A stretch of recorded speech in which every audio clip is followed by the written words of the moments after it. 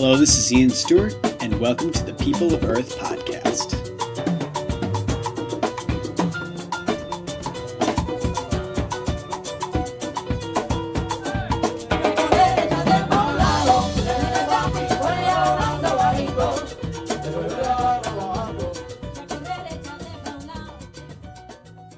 Hello, everyone, and welcome back to the People of Earth podcast, where we interview the top performers in the New York City world music scene. First off, I'd like to apologize to all of my weekly listeners that last week's episode was not put up. It was just one of those weeks where life happens, and there was just not a chance to put up that week's episode. So I try to be as consistent as I can with this, but that's the way things go sometimes. Also, huge thanks to everybody that came to the show at DRAM this past Friday. It was great to see so many friends and colleagues there. And the next show by People of Earth will actually be on April 11th at Rockwood Music Hall, Stage 2. That show actually starts kind of late. It's at 10:30, and I'll be announcing that a few times before that comes around.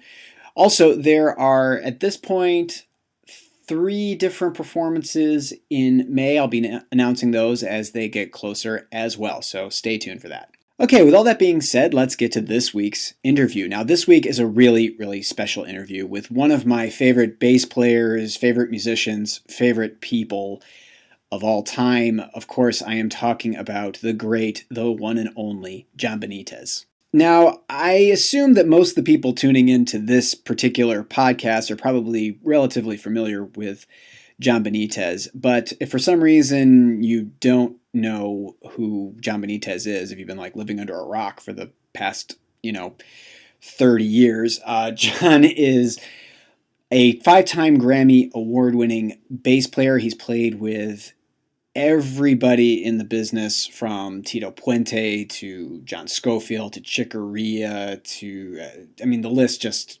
goes on and on and on. He's been in so many important groups in the Latin jazz, and Latin dance music world, and in my personal opinion, he is one of the greatest bass players of all time, and at least one of the greatest living bass players today. On a personal note, John's been a very important figure in my life, both in my, development as a musician. I've been a huge fan of his playing for a long time and have, transcribed many of his, bass lines and solos, and have even written a book with him that we released back in March of 2015 that I will put a link to in the blog post for this website.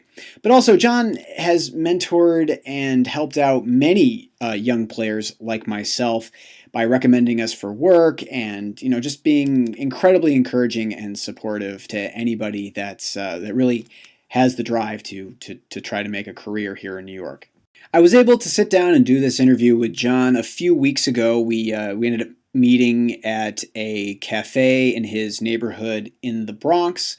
And actually, the audio came out better than I thought it would. I kind of was worried about there being too much background noise, but luckily you can hear everything that we're saying, and I'm really, really pleased with how this interview came out. I'm not going to give too much away about it, but we talk about many different subjects, and every word that John has to say is absolute gold. I was just knocked out by the entire experience personally.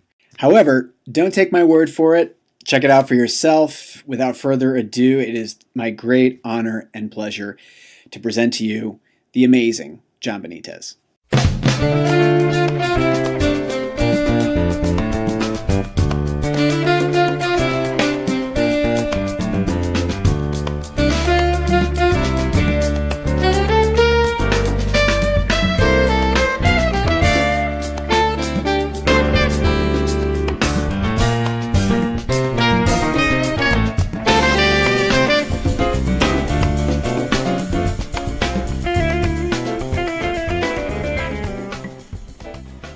All right, John, thanks for joining us today at the People of Earth podcast.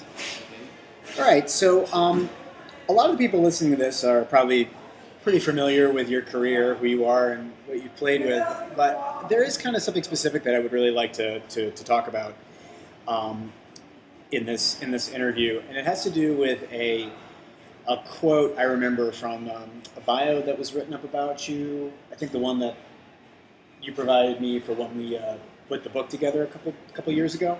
Uh-huh. And it's where you said that all music of the African diaspora is the same to you. When you talk about, kind of your kind of all-encompassing concept that you have for, music of African origin in the Americas, particularly. And I just kind of hope we can elaborate on that a little more, because that's been always something that I've been personally curious about as a fan of your playing. Well, that's a very interesting topic, because the way I see it, right, Francis, the way I connect it is that everything that is coming out of the African roots and African diaspora through the Latin American, Caribbean, even United States. Yes. It have a convergence point. Yeah. It have a point where all culture have their own codes, their own, call and response, and their own melodies. But there are certain things that unify, and where you can see the DNA of the music. Yeah. The true essence of the origins and root of each style. Yeah. And you can see that when you're performing, and I prove it to you, that there is a convergence point, and there are some similarities, so there are some things that unify the styles. Mm-hmm. And when I say I prove it to you, I tell you a lot of this music is ternarian. Mm-hmm. It's coming out of the triplet. Mm-hmm. So you're always going to hear that motion of the triplet. You're going to hear, no matter if you're subdividing in four, you're going to hear that triplet in any of the accents, so you're going to hear a corner of phrasing that is going to give you the grid where that is coming from, and you're going to see the unity or the relation between a particular style and another one. Let me give you an example. Yeah. Like, for example, when you talk about baião, from Brazil, you have a lot of similarities with certain group of bomba rhythms from Puerto Rico. Afroche does too. And Afrocheda too. Yeah. But and also is connected with also, let's say, certain styles of bomba, and also la tumba francesa from Cuba, and also like the unity between also candomblé from Uruguay, and so you see a lot of similarities on the flow. Yeah. On the flow of the groove. And actually, when you investigate furthermore, you see that there are similarities in the dance also. There are similarities in the dance and the melodies, which give you and prove the point that the root is the same. It's just different boats went to different areas of Latin America and evolved, fusioning with other styles, and that's why every style have their own characteristic. Yeah. But they are all related. When did you really start becoming aware of that? Because you have an interesting balance of of understanding it on a very kind of deep, intuitive level. Yet you have a very good way of articulating it verbally and understanding it on an academic level as well. By checking out drummers. By checking out drummers. Yeah. Because right, Francis, in our journey, I have a son that he's a drummer. His name is Francis. Actually, he's here with us, and next to me. And in our journey, we found the codes and the relationship between the bass and the drums is very important. And in that journey of matching our duties, me as a bass player, I gotta check a lot of drums. Yeah. And on the drums is the spirit of pop music, the drums and the melody. Yeah. is the most important instrument in pop music. The drums. Yeah. Is the beat. Yeah. So when you find that all instruments are important, but the drum is the most important. It's the most basic thing. The beat is the most basic thing. And when you find that in my journey as a bass player, I'm trying to learn, I found, and I have found, that there are similarities in the origin of the groups. You know, like festejo, like all those rhythms, like the way you treat the triplet, the way you feel the 6 and the 4, like in swing. Yeah. The concept of swing music. Yeah. It's all about dance. It's all about the bounce. Yeah. And that's the main thing that moved me. Yeah. And should move any rhythm section. Yeah.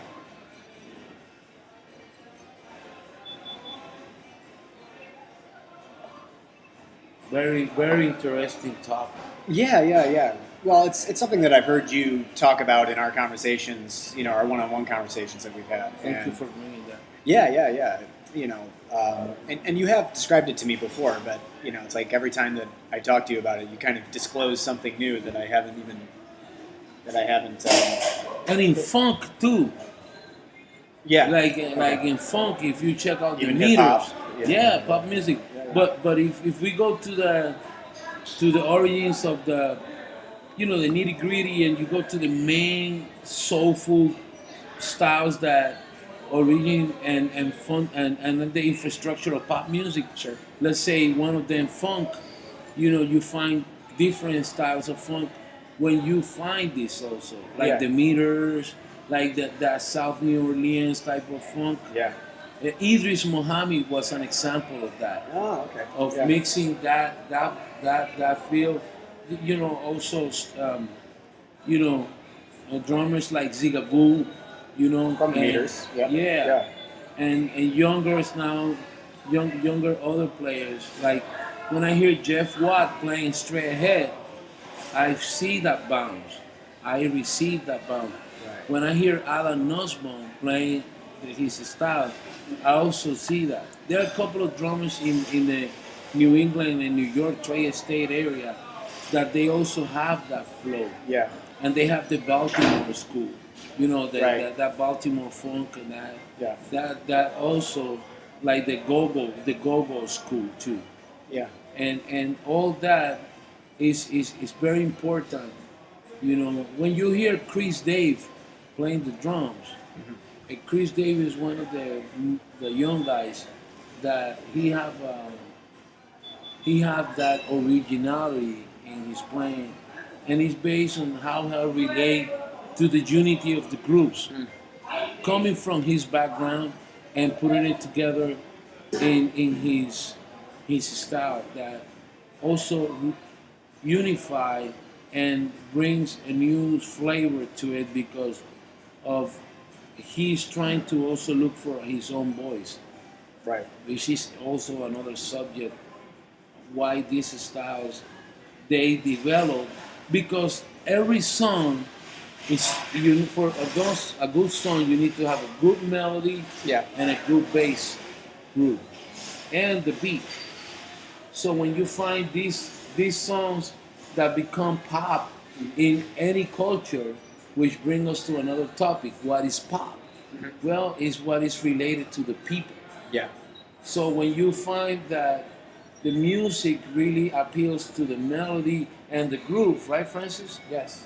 When you find that it really becomes pop music, either it's being commercialized or not, that's another topic and another matter. Yeah, of course. But when you hear folklore music and music that comes from the heart of the people, for me, that's pop music because it represents the spirit of the people. Yeah. Were there any drummers in particular that you played with in your career, maybe particularly early on, that kind of helped you develop this concept? Like, yeah, definitely. The first one. Yeah. You were going to ask me who, right? Well, Yeah, but I think you're going to answer that anyway. Yeah. So, Yeah, who? Well, Steve got one of the first one that when I was real young that struck me. okay. In fact, Francis, Steve, I should say that Francis, don't feel bad, I'm putting you in the spot. So Francis, Steve, his name is Francis for Jaco. Okay. Yeah. Jaco Pastorius, Jaco. And I Steve for Steve God. Mm-hmm. Because when I was coming, when I was coming up as a kid, Yeah. Steve God was playing all these paradiddles that he learned from tap dancing and all that stuff. Okay. And also from marching. Right. And, Yes. and the way he approached in the hi-hat, like those grooves, really helped me for the slap and to develop the subdivision on the ghost notes on funk. So when he was doing those triplets and 16s and all the evolution of the triplet, Oh wow. Yeah. it really inspired me to that. And so drummers after that becomes my main focus. So it was hearing him and him doing that really kind of opened up. Well, then not only he was the first one because everybody was trying to, after Larry Graham and all and Chuck Rainey and Right. Jay Jefferson, everybody's trying to, Salvador Cuevas from the salsa, from the salsa thing, since I was also playing gospel music. Right. So we were trying to mix that together and it comes for salsa music, which was part of my heritage and also, the Afro-Caribbean and Afro-Puerto Rican music. Yeah. All that, I try to implement that because it really matched with the drums. Yeah. Because it's coming out of the drums. Right. Now I try to put my flavor on the clave with it, on it. Yeah. And that's how I decide, oh, wait a second. I'm be checking out Steve, but I also got to check out Changuito, or I got to check out Jimmy Rivera, or I got to check out, other, Tito Puente, check out, Tata Winnie's, and then I start checking out Pataro, the way he played, Ray Barreto with the swing, and then then you got the domino effect. Mm-hmm. Then you got to check out, way back. You got to go back and see the people that were before these people. Right. Which, it turned me now into going to the bomba rhythms, all the evolutions of bomba rhythms. Right. And plena music that people don't know all the variations that also swing, and also even from Cuban music that is the next island that influenced me. Yeah. Besides Brazilian music, which is Brazil is the biggest nation of Latin America. It's the biggest one. So you have so many rhythms, and but Cuban music, I started getting influenced by Changui music, and the person that helped me and introduced me to Changui music was John Santos. Okay. And John Santos, when he turned me into the real thing, not. I remember I tell you a funny story. After I learned this, I know I'm going out of the subject, but I just wanna. No. I'm just gonna tell you, that's how I see it. It's all one music. Yeah. And when I went with John Santos, check this out, in San Francisco, and he turned me into this. Remember, I was coming from Bata music. Yeah. You said you can yesa, you can that.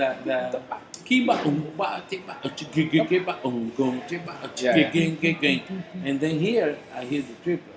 But when he started playing the Changui, I flipped out. It's definitely in that music. Oh my God. Yeah. And we talk about that in the book, and you are studying. You have been studying the Changui, Yeah. so you know the influences that not only the tres, but the marimbula, and even the groove that the bongo is playing. In the way you phrase in 3, and sometimes you can phrase in 6, you phrase in 9, even that you play in 4. So, and because of the harmonic rhythm, how you lay down the chord tones is what's gonna base the how you painting the harmony and how you painting that foundation that you are doing in the groove. So the phrasing is very important too. And drummers, great drummers, they phrase great. Yeah. If you check out Peter Erskine, you check out Art Taylor, you check out the masters. Yeah. How even if you check out how Dejonet, with the way he's very authentic of how he phrases. Right. But sometimes he came in the middle of the phrase. Yeah. It's just the way he likes to phrase. Yeah. So it's very important that you, as a bass player, or as an instrument, any instrument, you check out the drums, because the drum is the key. In some places, the drums are a manifestation of life. Yeah. That's how deep it is. Yeah. For some villages and some people, the drum is the only thing they have. Like India, there are places where they do their worship and whatever they do it with just drums, bro. I'm sorry, I think it was another drummer said almost the exact same thing. Will Calhoun. From the young guys. Yeah. Will Calhoun has been doing that research, and I play with him. Right. And he's been in that journey. He have like a journey of research, Okay. and unifying that in his style of fusioning jazz and rock and funk and all that, and hip hop and everything that he do. Very creative drummer, Will Calhoun. And it's good that you say that. Yeah. Plus the percussion and all the journeys that he have done to Mother Africa and India and all the places. He's gone there and done that. Oh yeah. He's heavy into that. That's great. Yeah. It's like my dream. Yeah. He's another guy you should play. He's very hip. Yeah. Or even just talk to for this. Yeah, he will bring a lot of interesting approach, because he have played. He's a protege of Jack Dejonet and also Elvin. I remember Elvin is very important, because Elvin and Tony Williams, those drummers, even that they were virtuosos too. Yeah. So they got packed down the language of the rudiments of the drums. They managed to connect those rudiments with the true essence of African music. The true essence. So when you hear when you hear Tony, or you hear Elvin Jones, you hear their interpretation or their picture of the heritage of African music in their journey. Plus, they investigated Indian music too. Right, a lot of them did. Yeah. So all that becomes part of that big mantra, or that big or that big highway, where they found a way to connect swing music, African music, funk, dance music, anything, rock and roll, anything. You hear it in that music. Even that they were playing serious, spiritual music of high level. You hear it. You hear it. When I remember, man, when I heard Clifford Brown with Max Roach. Yeah. I hear clave in that music. I hear clave. So when you swing and when you play for life, when you play, people dance. No matter what style of music you play, you're connected to the source. So, I've always wanted to ask you, like, you were with the groups of Danilo Perez and David Sanchez at the same time, and those groups played a lot, like very very frequently. And what was it? What was that experience like for you to play with a especially a jazz group like that played together that often? Because like I mean I heard some of those like live, especially like the live tracks of you like playing with those groups with like Antonio Sanchez and Danilo, and the kind of like interplay you guys had was just absolutely incredible. Well, we used to. Danilo's very creative leader. Yeah. You know, like a very creative piano player. And when we play with Danilo, we used to record. Yeah. We used to record every performance, and then we used to make comments about and talk about it. Because he was trio, but with the energy of all the rhythmic influences that were part of our thing. Yeah. So it was not, Brad was coming out to, Rubalcaba was doing his thing too. Everybody, those trios were at that time. But I remember with Danilo, the approach that we had is the complex and rich harmonies that he was finding on the piano. Yeah. And the chromaticism and lyricism that evolved playing that kind of approach. Yeah. Plus the rhythms that were involved in the arrangements and the performance. So it was kind of like challenging and also very, very interesting way of playing trio music. Yeah. Well, you have to keep the principles of listening. Sometimes I had to play the role of keeping one of the angles of the triangle. Yeah. Which is to keeping the center, so Antonio and Danilo or whoever was playing the drums could interact with Danilo in a way that they flow. Or sometimes we play roles. Sometimes I go with the pedals and the harmonic and the way I interact with the chords. And then the drummer was playing some kind of like groove. Yeah. Like when you play danzón, or when you play, the 5/4, or when you play odd meters, or you play stuff like that. Yeah. Kind of, and when you play trio, sometimes the drummer needs to set up some kind of a structure. Yeah. That then we could go into the arrangement of the song or the performance, or we just searching, or sometimes the three we go into searching. You don't know, because the beauty is that you set up a frame, but then inside the frame, you have to listen. That's exactly what Meldau said. Yeah. Yeah. So basically, that is a very serious approach. Yeah. To trio music and quartet music, even quartet. Yeah.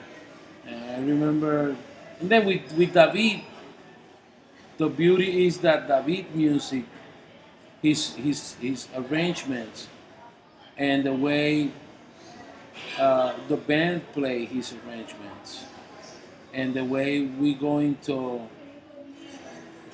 searching that fusion of Afro-Caribbean music, right, and Afro-Latin music. And you guys had you were guys part of like a kind of new generation of exploring those kind of sounds. Yeah, well, we were just trying to follow what the masters like For Apache did. Yeah. But with a different twist. With a different twist, because the investigation and explorations that the group did into bebop and classical music, and everything.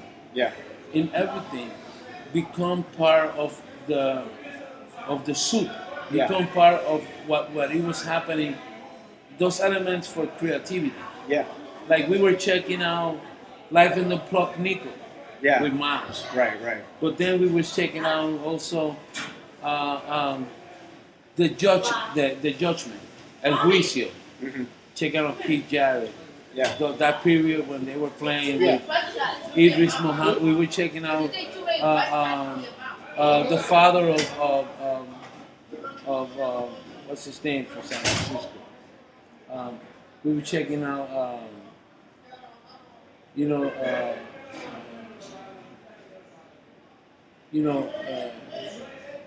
the father of Joshua Redman, Dewey Redman. Dewey Redman. Yeah, we were checking out him. We were checking out Lloyd. We were checking out Brazilian music, the lyricism in Ella Regina. Yeah. You know, we were checking out, people, everybody. Sonny Rollins, Joe Lovano, everybody. Coltrane, everybody. Yeah. Ben Webster, all together with also Maelo, Maelo, El Sonero Mayor. We were checking out Los Jiraqueres, we were checking out Los Bambam, we were checking out, Cortijo y su combo. Yeah. I could keep mentioning to you. And also, let's not talk about classical music, which is very important to check out, Tchaikovsky. When we did that record with David, that actually won a Grammy, and we did that the maestro Franchetti did the orchestration with David, and we played the rhythm section.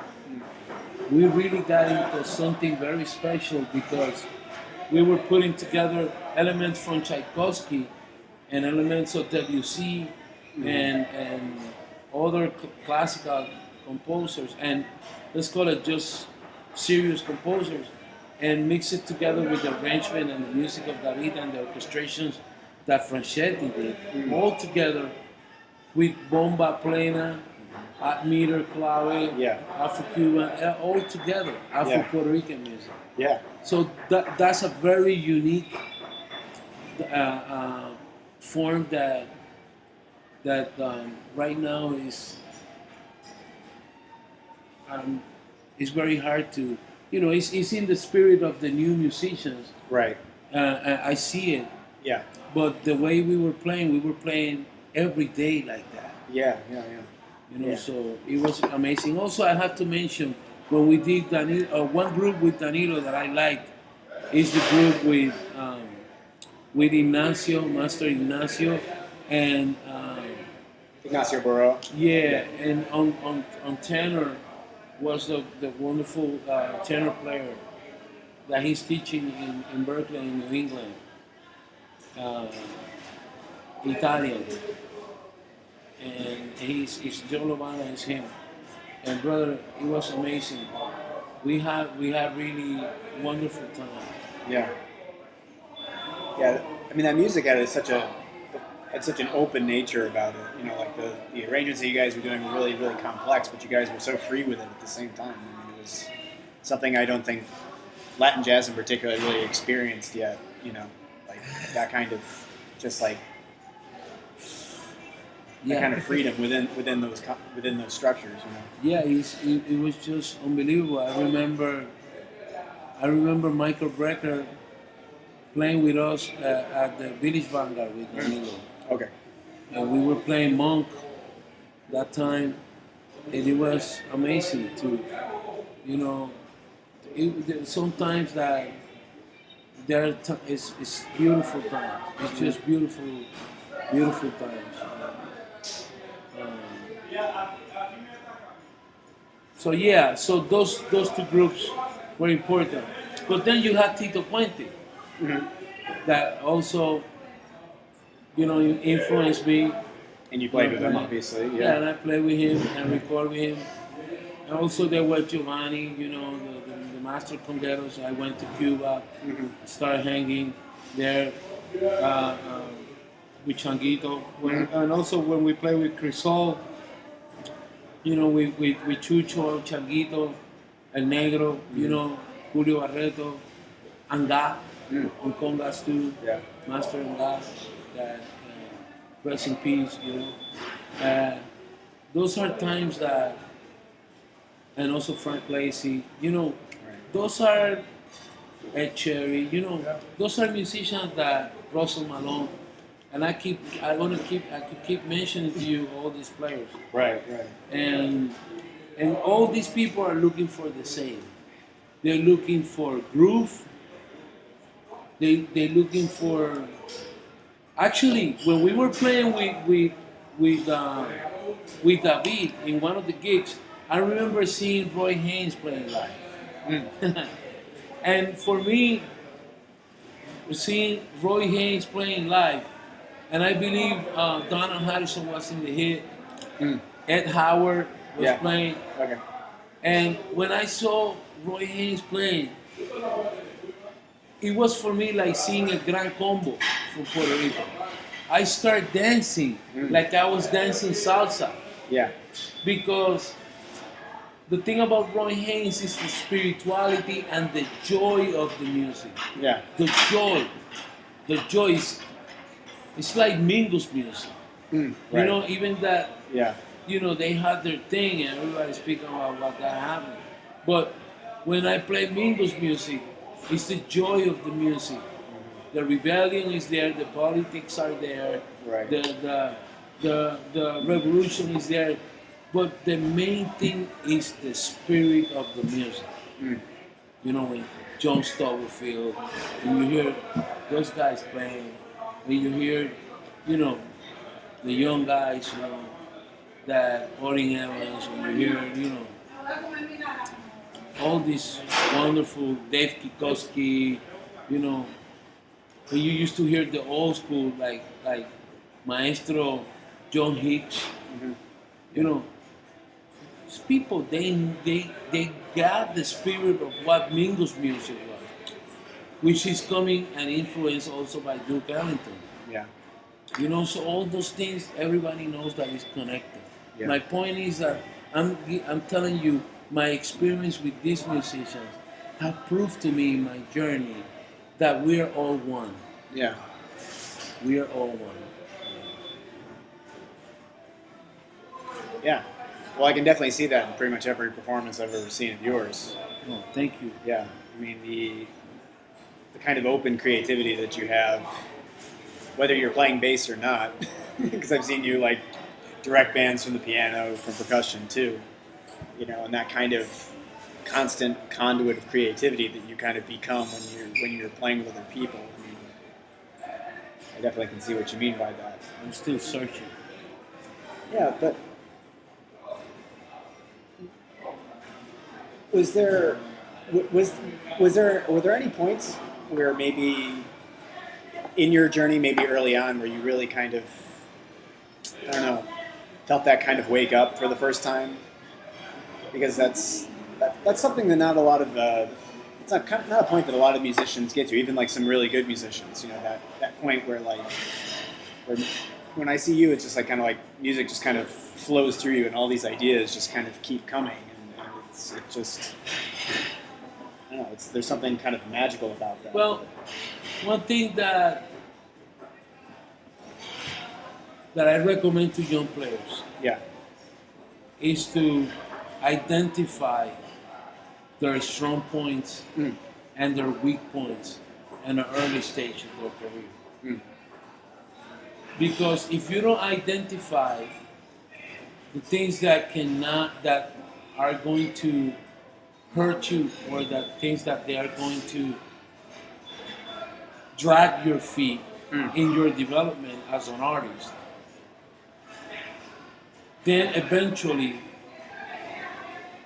you're going to have to carry a bag that were not given to you in your package. Oh, that's interesting. And I further will explain. Yeah.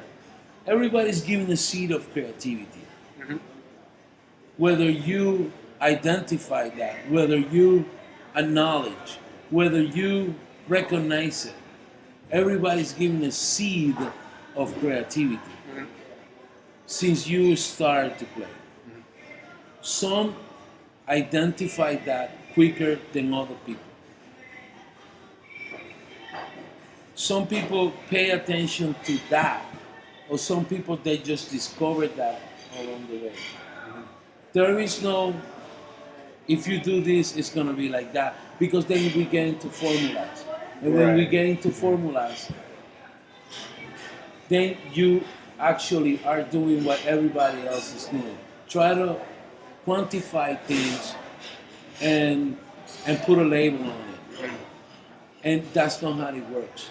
There should be an organic approach to, when I mean organic, it should be a natural way of you identifying your purpose in art and not becoming just a technician of art, but becoming the person that identify why you were given that gift and why you need to develop it in your time frame that you have on planet Earth. Yeah.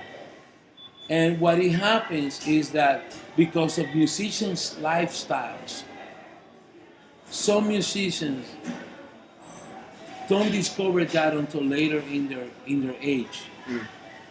And those things can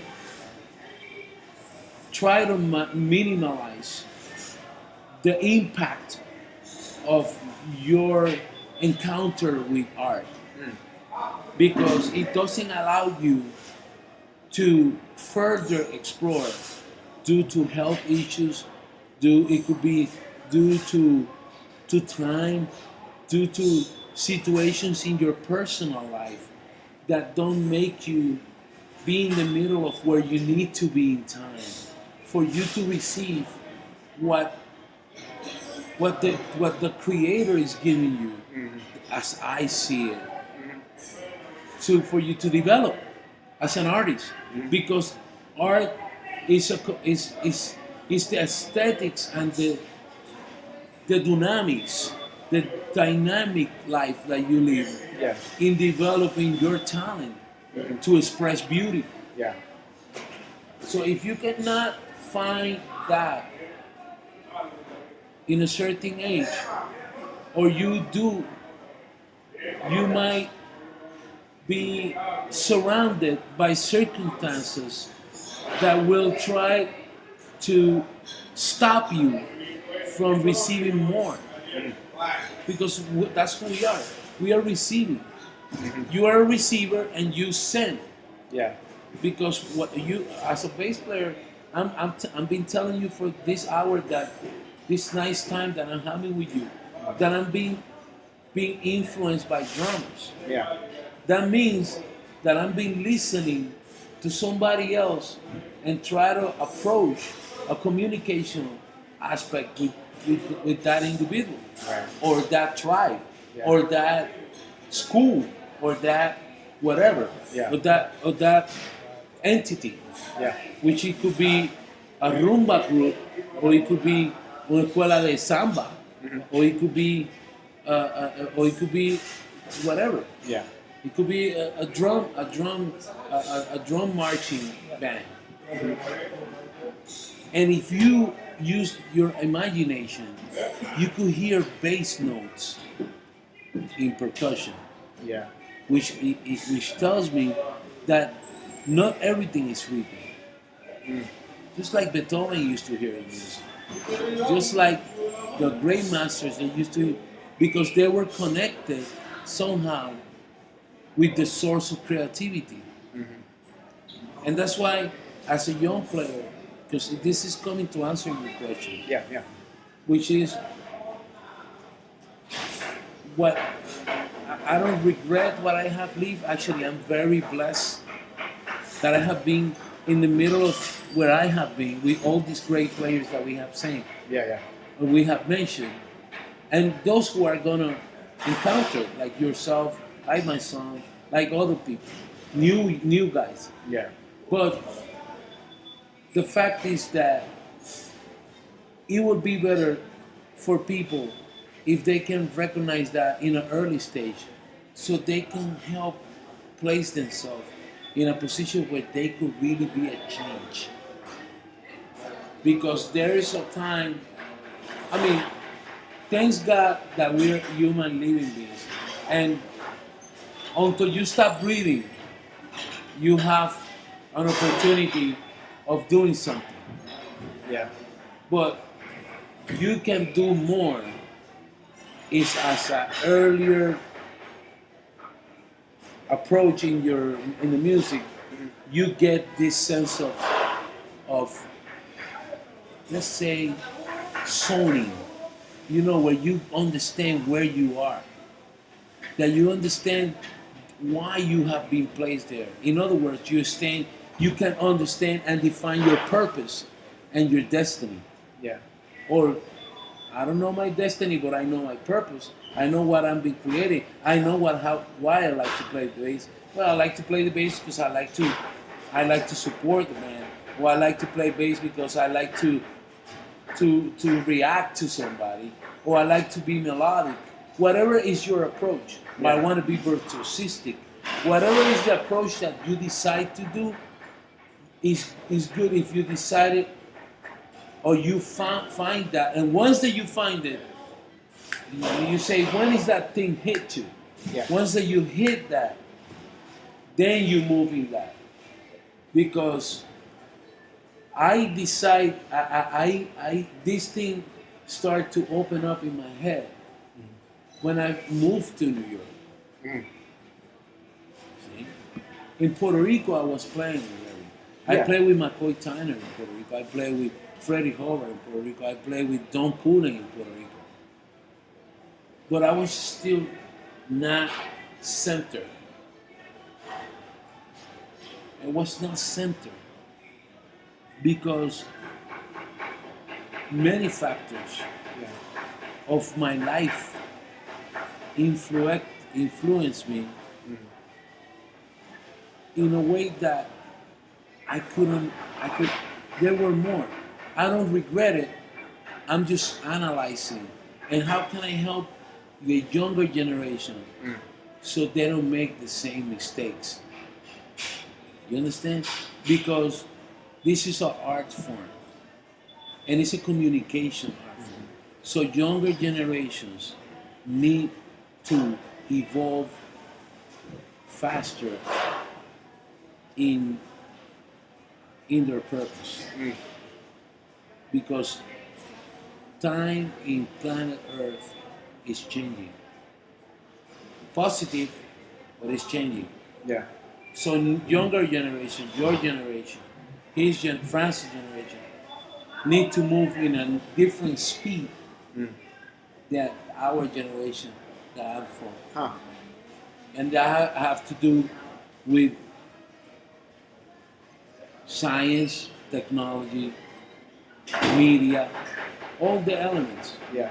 that are influencing music these days. Yeah. Because there are not many clubs.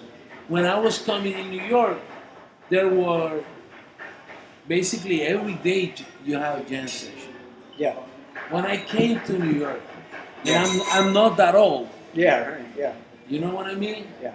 And even before, the scene in New York was even greater than what it is right now. So for you as a young player to come and try to play your music and learn other people's music is a challenge. Takes a lot of network, take a lot of, see what I'm telling you about the factors, and then if you identify that and you create a business plan, if you create a focus, if you create a direction, no matter what, at least you have a personal GPS, to use that quote, that will guide you into where you need to go and what you need to do in order for you to evolve like this society is evolving. Yeah. Well, I remember when I first moved here, that's what you used to say that to me all the time. You know, what used to always drill into my head. What is your plan? What is your plan? What is your plan? You know, which I do have to thank you for, because that gave me a lot of direction. You know, like I saw that in you, and I still see it, and that makes me happy. yeah, The way I'm happy when I see Francis Benitez playing, yeah, my son, right, because you have your own personality. No matter what I tell him, no matter what I tell you, yeah, you guys do your own search, right, which you're gonna become your own voice, his own voice. right. That means that when you play, Mm-hmm. and you know who see that? I'm not bluffing, bro. You know who see that? The masters. Mm-hmm. Because when Chick Corea see you playing, he's gonna master Chick Corea, master, which I love him very much. He's a person I respect highly Yeah. because he's very smart. Mm-hmm. He's one of the greatest younger composers from this century for me. Chick Corea. Not only his piano playing. Right, right. I'm not talking about composition. He composed. It's like Hermeto Pascual. Mm-hmm. So you got people that they really develop a way that if they need to express what they have in their heart, Yeah. they could put it in a pen and put it in a paper for people to play. Yeah. Chick have that, you know, and many other masters that we know. Yeah. So my point to you is that when Chick or Joe Lovano or you know or Jimmy Heat, you know, when they see you or they see other players, John drums, they see their talent. That's what Pat Metheny saw in Antonio Sanchez. Yeah. Michael Brecker saw it, and he told Pat Metheny, this kid, this guy, he has the talent. Yeah. You know what I'm saying? Yeah. And Antonio did his homework, and he still do it. He's an example of a young guy that he's down to earth, and he wants to maximize his talent, and he's now a young master. Horacio Negro Hernandez is another talent and another example of somebody from the young generation that have developed a sound. Yeah. Absolutely. Whether you like it or not, he's strong force, and everybody like him. Yeah. But he's a strong force in the drums. Mm-hmm. And the same thing with Jeff Watt. Yeah. The same thing, and Jeff Watt greater, because Jeff Watt have played. Jeff Watt is a true jazz master that have played anything that you can imagine, even Latin music. Right. Yeah. And he played with command because he understands what is called consecration. Consecration.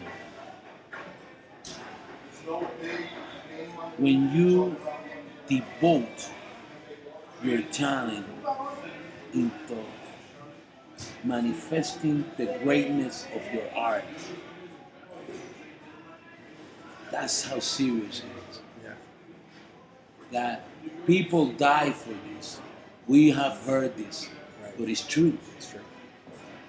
And when you hear that, then you could see Coltrane, then you could see Charlie Parker, Dizzy Gillespie, you could see Bill Evans, then you could see Mike McCoy, then you could see Jimmy Garrison, then you could see, you know, all the greats. You know, Woody Shaw. You know, but even that he died young, that's one of the samples. Yeah. But he created so much music that very smart, intelligent music, Yeah. and also soulful. Yeah. So it's a big topic what you're talking. These things bring the reality to my head, going back to the original question. Yeah. And that's my advice to younger players. They should get that and develop a business plan. Have a mentality not to be an artist only, but if you go to a bank, the bank will respect you because what you're doing is so strong that you have a way of getting respect from the system where you are living. Mm-hmm. And they think, all the artists are drug addicts, or they just want to be with girls or men, or they they have a lifestyle that is so disorganized that they cannot sell their product and they cannot develop a lifestyle that can make them be successful in what they're doing. Yeah, yeah. And the system is not set up to support you. Yeah. So you got to go against the system. Mm-hmm. And to do that, you need to have a focus. Mm-hmm. That's my point. Yeah. That's a great point. One of the things that always really struck me about you since the day that I met you too is the fact that you are one of the most encouraging people to any young player that is willing to listen and to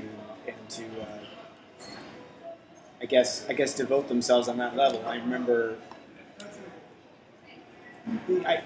so many times from many people, including myself, thinking about how many chances you gave us, even putting us in professional situations that maybe we weren't even ready for yet.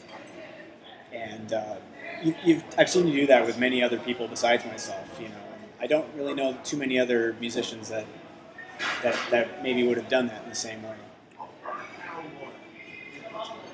I learned that way. Yeah.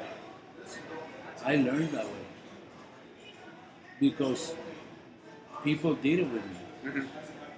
I wasn't fully ready when I played with Tito Puente or with Danilo or with David or with anybody, or Michel Camilo. Yeah. Or subbing for Anthony Jackson, Mm-hmm. or being in the same record day with John Patitucci, or being in the same record day with Ron Carter, which is my father, like a musical father for me. Yeah.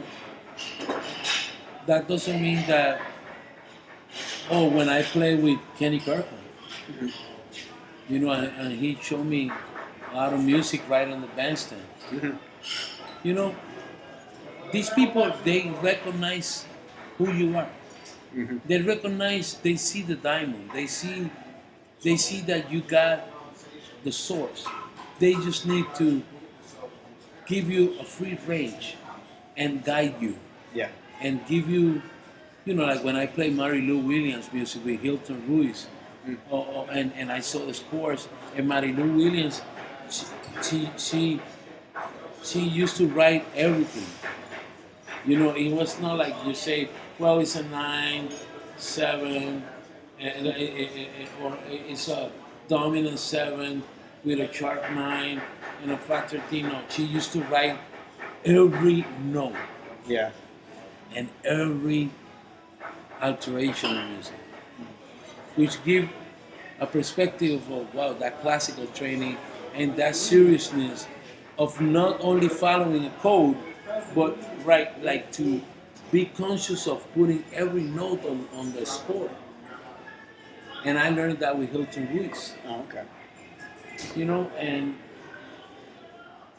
I wasn't ready. I'm still not ready. I'm still not. I think that is a great statement. That's a great statement. Yeah. I'm not. Yeah.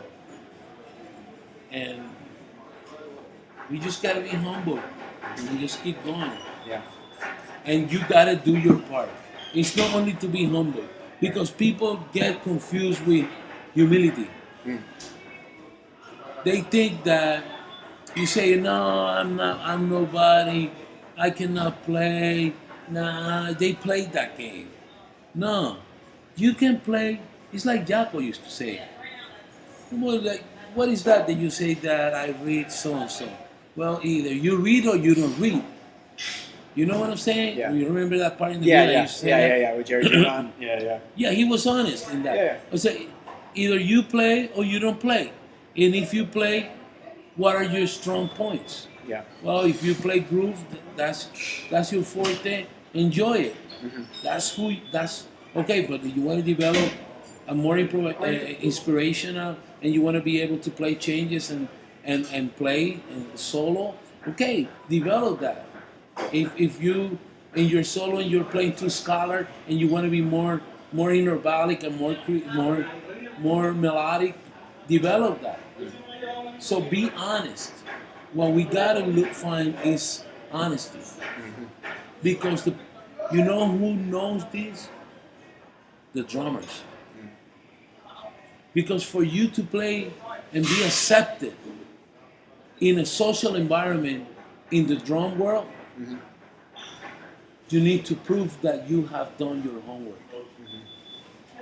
And you gotta be humble and study. If you're gonna do it through religion, you gotta follow that part. That's what you decide to do.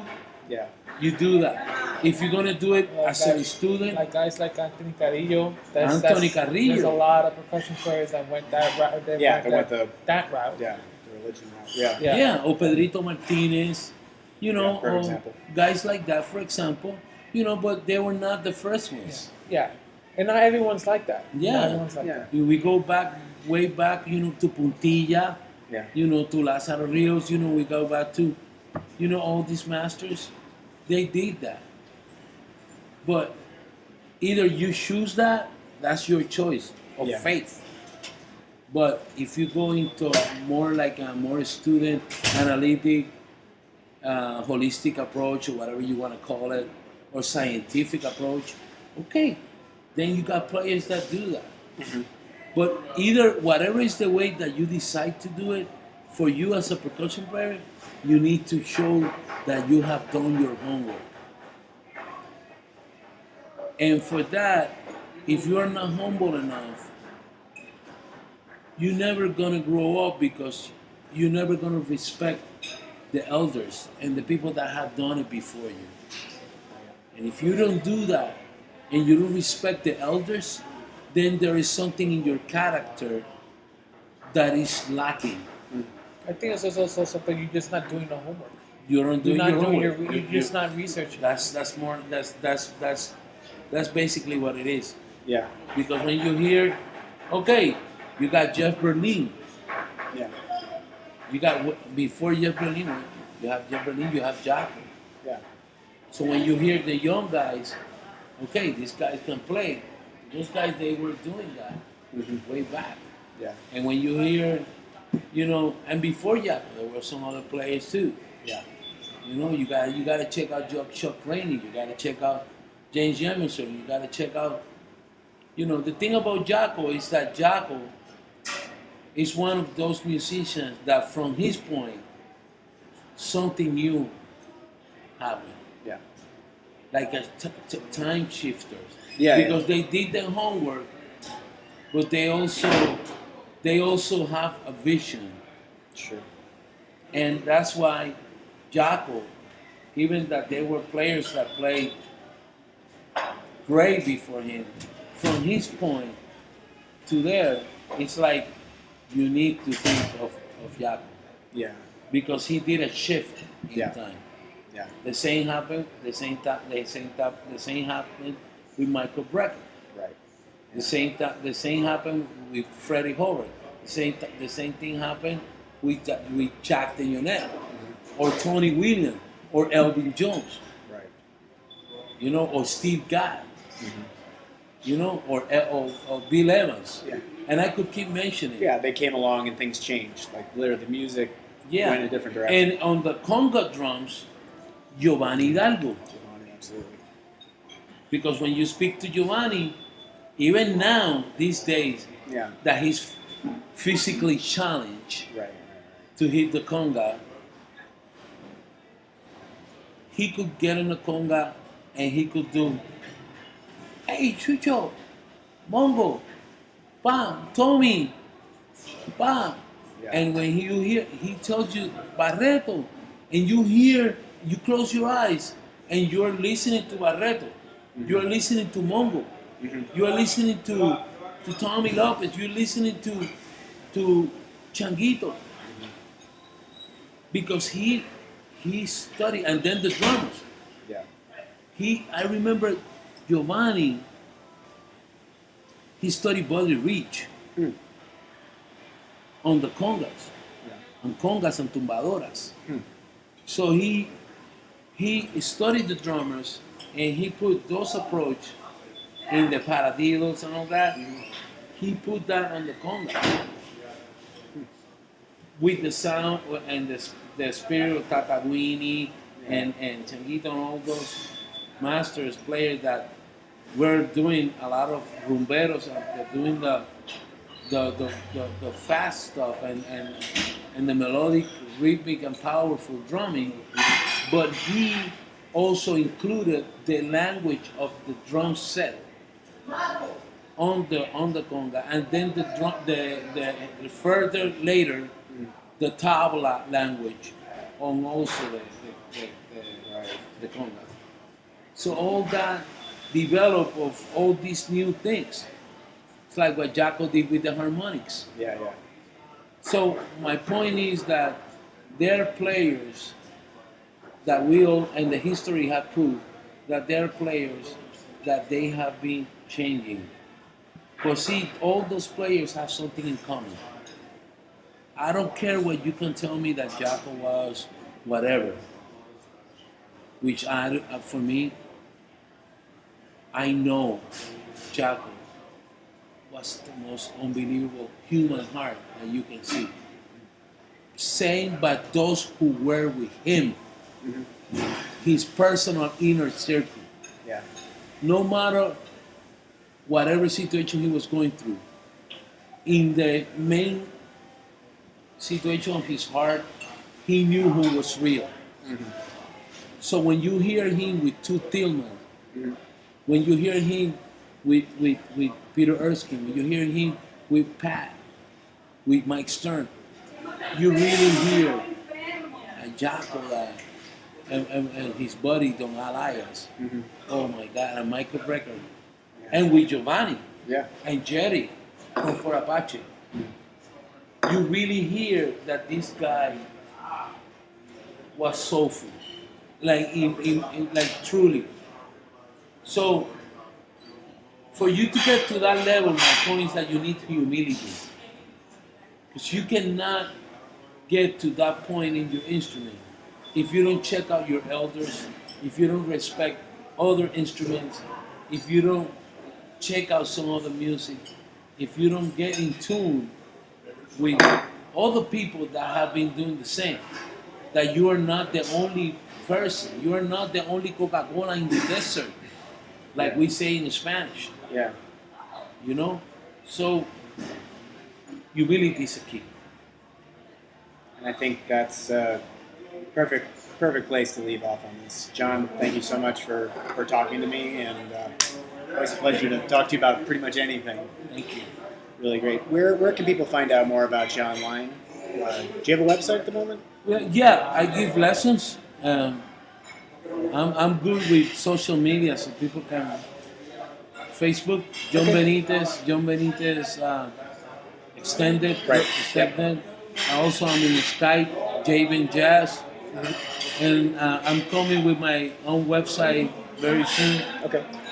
Which I'm gonna start putting videos and some of the stuff that I have worked with you with the book about the rhythmic approaches, and when we got the transcription series, also we might put some videos and some things, and also I'm always putting stuff in the media, so check me out, shoot me, send me a message, and I give you my number, and we get together and talk. Great. All right. Thank you so much, Maestro. Thank you.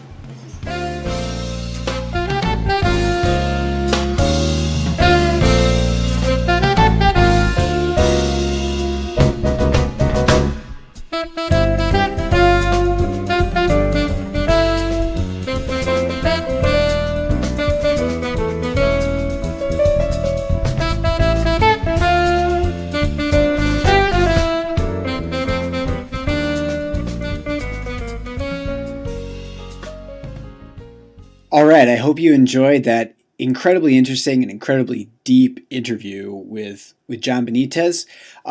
First off, I would like to give a shout out to his son Francis, who was there for the entire interview, sitting with us, and he chimed in a couple of times. For those of you who don't know, Francis is John's son and is a fantastic drummer that very often plays with John. You can see them both every Sunday night at 9:30 at Terrace 7 in Elmhurst in Queens.